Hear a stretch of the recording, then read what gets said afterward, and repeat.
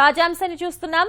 అమరావతిలో రాజకీయ పార్టీలకు భూములు కేటాయిస్తూ ప్రభుత్వం ఉత్తర్వులు కేటాయించింది. దీనిపై మరింత సమాచారం మా ప్రతినిధి కృష్ణను అడిగి తెలుసుకుందాం. కృష్ణ, చెప్పండి, ఈ భూములు కేటాయింపు వివరాలేంటి, పూర్తి సమాచారం ఏంటి? శ్వేత, కేవలం అమరావతి ప్రాంతంలోనే కాదు, ఆంధ్రప్రదేశ్ రాష్ట్రంలో ఏదైతే కొత్తగా ఆంధ్రప్రదేశ్ రాష్ట్రం విభజించబడిందో దీనికి సంబంధించి అటు రాజధాని ప్రాంతంతో పాటు ఇతర జిల్లా కేంద్రాల్లో ఉన్న వివిధ రాజకీయ పార్టీలకు ఎలా స్థలాలు కేటాయించాలి దానిపై ఇప్పటికే ఉన్న ఉత్తర్వులను సవరిస్తూ కొత్త ఉత్తర్వులు జారీ చేశారు. రెవెన్యూ శాఖ ప్రత్యేక ప్రధాన కార్యదర్శి జేసీ శర్మ ఈ మేర నిబంధనలు జారీ చేయడం జరిగింది. ఇందులో ఉన్న నిబంధనల ప్రకారం ప్రస్తుతం రాజధాని ప్రాంతంలో ఏదైతే అసెంబ్లీలో సభ్యుల సంఖ్య 50% మించి ఉంటుందో ఆయా రాజకీయ పార్టీలకు 4 ఎకరాల వరకు భూమి కేటాయించాలని చెప్పి నిర్ణయించారు. అదే రాజకీయ పార్టీకి జిల్లా కేంద్రాల్లో అయితే 2 ఎకరాల వరకు భూమిని కేటాయించాలని చెప్పి ఉత్తర్వులో పేర్కొన్నారు. అలాగే అసెంబ్లీలో సభ్యుల సంఖ్య 25% నుంచి 50% లోపు ఉన్న వాళ్ళకి అరెకరం రాజధాని ప్రాంతంలోనూ అలాగే 1000 గజాలు జిల్లా కేంద్రంలోనూ కేటాయించాలని చెప్పి నిర్ణయించారు.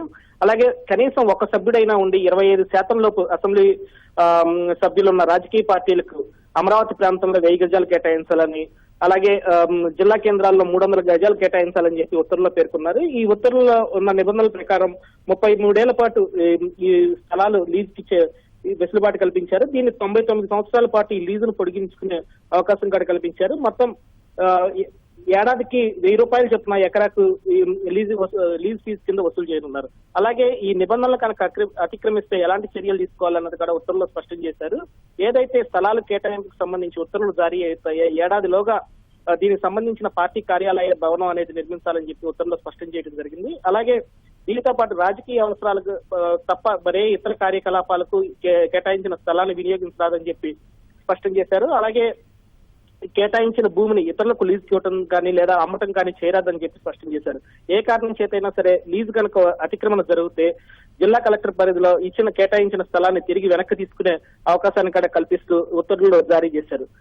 ప్రస్తుతం మనం ఉన్న ఆంధ్రప్రదేశ్ రాష్ట్రం రాజకీయ పరిస్థితులు కనుక చేస్తే తాజా ఉత్తర్వుల ప్రకారం అధికార పక్షమైన తెలుగుదేశం పార్టీకి రాజధాని ప్రాంతంలో 4 ఎకరాలు అలాగే జిల్లా కేంద్రాల్లో 2 ఎకరాల వరకు స్థలం దక్కే అవకాశం ఉంది. అలాగే ప్రధాన ప్రతిపక్షమైన వైకాపాకు రాజధాని ప్రాంతంలో 1 ఎకరా అలాగే జిల్లా కేంద్రాల్లో 1000 గజాల వరకు స్థలం దక్కే అవకాశం ఉంది. ఇక బీజేపీ ఏదైతే ఉందో దీనికి రాజధాని ప్రాంతంలో 1000 గజాల స్థలంతో పాటు జిల్లా కేంద్రాల్లో 300 గజాల వరకు స్థలం కేటాయించే అవకాశం ఉంది. ఏదైతే ఈ స్థలాల కేటాయింపు అనేది రాష్ట్రంలో గుర్తింపు పొందిన రాజకీయ పార్టీలకు అలాగే జాతీయ పార్టీలకు మాత్రమే ఇవ్వాలని నిర్ణయించారు. ఏదైతే జాతీయ పార్టీలు సిపిఐ, సిపిఎం అలాగే కాంగ్రెస్ పార్టీలు ఉన్నాయో వాటికి ప్రస్తుతం సభలో సభ్యుల సంఖ్య లేనందువల్ల వీరెవరికి ప్రస్తుతం ఉన్న ఉత్తర్వుల ప్రకారం స్థలాలు వచ్చే అవకాశం లేదు. ధన్యవాదాలు కృష్ణ.